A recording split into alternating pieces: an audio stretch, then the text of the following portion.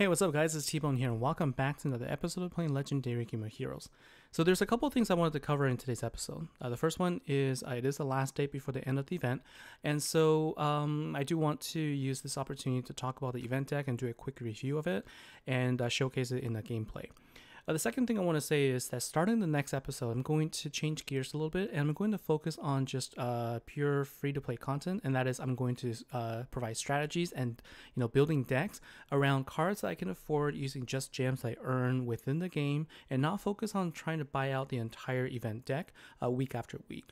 For those of you who have seen my videos from the beginning, know that I was a free-to-player when I started, and I have been for a long time, and I want to go back to that. I want to go back to focusing on just building a well-rounded deck that can be used in any scenario without focusing on just building the event deck for that event. Yeah, and I know that I will be losing out on the added damage bonus, but one of the things I've always done is I've tried to take the free cards as it is available in the event and then try to see what I can do to build something that is fun to use and also can provide sufficient damage to at least stay afloat in the game. Right? It may not be the most powerful deck, but it is what I'm going to focus more on. And I also want to talk about, since I haven't done this much before in the past, kind of explain a little bit on how these how it really works when you try and purchase cards, and the reason why I've been saying in the past videos why it's so expensive. So you can see right now I am on the Lustrous Pack 7 Step 3. One of the reasons for this is because I've been trying to get Oriel, and I still haven't been able to get it. And if you take a look at the way this is structured, so you can see that all the tiers here, you have different guarantee cards, and at any of these tiers, you do have a chance of winning some of the event cards, but not tier 2. And then once you get to tier 6, you are guaranteed to get Lustrous here, the event card. And then after tier 6, you have 4 steps in tier 7. Now in the tier 7 step 1, you'll see that you're guaranteed a Blessed Hero 5 stars. But you can notice that the Lustrous one is included in this pack. And so that means after you get the guarantee card at steps tier 6, there's a chance that you'll get it again in tier 7 instead of the card that you're missing that you're actually going after. And then after that, what you'll do is you'll go through step 2, step 3, and step 4 with pretty much no chance of getting the other cards that you need to get the collection. And sort of to really the thing is tier 7 step 4, again you're guaranteed a Lustrous one at 5 stars. So really, if you're going for anything other than the event card, you're gonna have to do this cycle again until you get back to tier 7 step 1, and each time it costs you 4,400 gems. Right, that is over 17,000 gems just to go back this loop to try and get the card that you need. So it is extremely expensive, and I don't want to have to focus on that just to get a deck that will work. I believe firmly in just playing the game for fun, and this is a mobile free-to-play game, and I want to keep it as it is, and so that's why I'm going to change gears. I'm going to focus on that. All right, and I think that this is something that I believe in, and to that end, I am canceling my VIP subscription as well. It is going to run out at the end of this month, and at which point I will not have any more of the daily income, and I'm okay with that. I'm going to focus on just earning the gems with what I have, and also just playing through the game itself. So now, having said that, let's go and talk about the deck itself. So I'm going to use 3 decks, and I'll show you what I have. So I'm going to show you the event deck here, where I have Golden Guardian as my leader, and I do have the 3 Lustrous ones. As you saw, I got a bunch of them on my way to going after Oriel, which never showed up. And so I built this deck around this, and really you're using the 3 Lustrous ones to boost damage. As you can see here, its battle skill actually gives you a boost of attack up to 50% maximum. So if you can get enough intensity to get 50% maximum, with 3 of them, you can go up to 150% of your attack damage for all god heroes. There's a couple other decks I've built around this too. So test 1, this actually focused around Aladdin. All right, so this is actually going to focus on how to use Aladdin for this deck, because it is one of the cards that you can get from the collection if you have them. It is an awesome card. I love it, and I'm going to show you 2 cards that uses Aladdin in there. So the first one is let's just kind of show you the deck itself. It's pretty simple. Really, all you do is you start when you start, just focus on trying to get 2 power gems if you can. All right.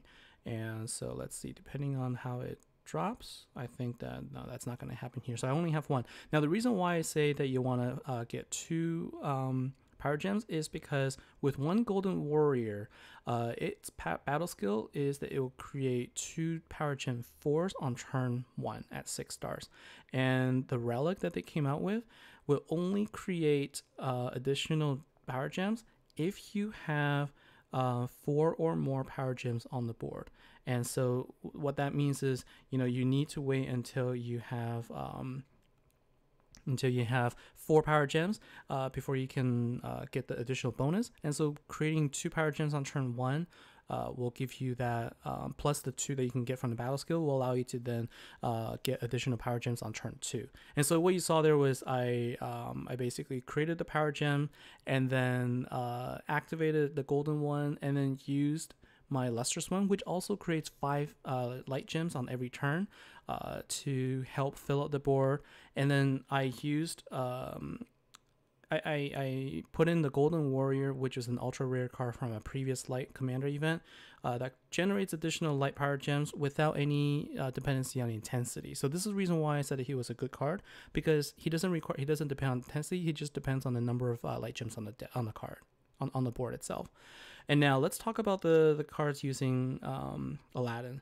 So the thing about Aladdin is he actually will heal you for 5% of health every time. And if you have less than 100% health, you can generate 2 light power gem 3s every time you use his battle skill. And so it's kind of interesting balance, because compared to the queen, the wicked queen, who heals for 10%, 5% is at the point where sometimes you actually don't get the kind of heal that you're looking for. And so the best way to test that is to use an attacker deck. So I have Archangel Uriel, which actually will boost damage for all light attacker heroes. Now the thing about light attacker heroes is that they generally have low health. They have good damage, but they generally have really low health. So when you build a all attacker deck, you're actually in general lower on health than any other decks that you build, and so health is always a concern. Well, if you have Aladdin, then you don't have as much of that. And what's nice is usually you'll, at high level now, you'll get attack more than 5% of your overall health. So then you can always use Aladdin's skill for the maximum effect. So I'm using Astral Martyr, which actually came from one of the decks in a few days ago. So I got lucky and I was able to get him at tier 2 or tier 3. And so I had enough catalyst to level him to 6 stars. And so I'm using him because he can create 2 light power gems for us, plus an additional 2 if you can get 100 stacks of intensity. And then Indale to do the as a gem spawner, and also the lustrous one as a I'm really using him to dispel weaken and to generate additional gems here. So let's go ahead and use this deck and see how it goes. So this one doesn't use the ultra rare card at all. It simply uses Aladdin and the lustrous one as a part of the deck itself. And so similar strategy here, wherever possible, I'm just going to try and build, create 2 light power gems and try to, even that a little bit so that you can get power gem 4s if possible. And now, so you'll see, I'm going to wait a little bit, and I'm going to wait for the boss to deal damage, and you can see that I don't heal for the full amount, and so I'm going to go ahead and create a power gem there, and I'm going to now focus on generating intensity for my Astral Martyr, and I might also need to get some health here, and so let's just do this. So like the nice thing about Slayer is that it takes 2 turns, so that during that time your Aladdin can actually fill up your health twice, and so you don't die right away. And so let's just go ahead and keep going here, and you can notice that the way this works is my my relics is kicking in, and so I'm generating 2 additional light gems each time between turns as well. So what this will allow me to do too is I can use this opportunity and fill up Aladdin's power skill, and I'm going to fill up I'm going to use up the Astral Martyr now because it is at 100 intensity. So I'm going to go ahead and use that, and go ahead and fill up all of this. Okay, and I think I made a mistake. I think I might have misread it. Yeah, it was only a 60 rather than 110, so I misread that. But you can see that Aladdin itself actually was the main damage dealer, over close to 2 billion or so damage. And so this is how it works. Like, the name of the game really is just building up power gems, right? As many power gems as you can. Use the spawner to try to let's go ahead and collect this, to try and convert them if possible, or to just connect as many of them using gem spawners to so that you can maximize your damage. And so let's try this again, this time with the second deck that I built, which is built around using Catherine as a card that will boost Light Warrior heroes. And so this time I have the Lustrous one that's going to be boosted, and then I'm gonna have Cleric Garen as the power gem creator, Indale as the spawner, and again Aladdin to do a lot of the heal. Okay, so now we can see how this works out. So so Catherine is kind of like the event card in that she also will give immunity to the cards, but here I'm just using her. You can actually change it to using I think the free card as well if you want it to, but for now I'm just kind of using this because she also boosts warrior cards more than just the god cards. So in this situation, it's a little bit better. So let's go ahead and keep going here. And now what I want to do is I want to just focus on getting another battle skill enabled here. And you can see that my focus right now is, because I have Aladdin, I can just kind of do quick matches and not worry about dying right now. And I just need one more light gem match to activate all of the skills here. And unfortunately, I didn't move my power gem 4 there, so that's too bad. And now I'm going to wait one more turn for me to get attacked. Okay, and then use Aladdin, and I'll use Garen again. And now what I'm going to do is try to create power gems that are off affinity. Okay, so what you want to do is you want to use the off affinity power gems to try and convert them. And I'm getting pretty bad luck here because I'm losing all of my light gem power gems. So let's go ahead and do some quick matches here. And if possible, I will also try to match some light gems. So this is a little bit slower here, and I may not be successful here. So I'm just gonna go ahead and just do what I can right now. So this one didn't work out. So this deck obviously is not as simple to use, but you can see that if I can get them all together, I could probably do a better job. So let's try this one more time. Just because sometimes I get too distracted with talking and doing playing the game at the same time here. And so let's see here. All right. Okay, and I think what I can do is I can use this opportunity to create another light power gem and then get attacked. Then I can go ahead and use Aladdin to create 2 power gems. And then also use Garen to create 1. Okay, so 2 here, and then create another one. And now what I'll do is go ahead and create additional power gems using the off-color gems here. And let's see. So this is another strategy here where you can kind of just let the power gems grow as well. And you can actually deal pretty good damage just kind of by letting it grow. So it's very similar to the other I guess no, I was trying to move the power gems out of the way and accidentally actually did a gem swap there. So So that's a wash. So I'm just gonna go ahead and quit that. So unfortunately, I didn't showcase that very well, but let's see here. I think the other deck worked a lot better simply because I had less focus on creating the power gems there. But I want to do this one more time because I want to show that this could work. When I was testing it, it worked out well. So unfortunately, this didn't work, but I will try this again.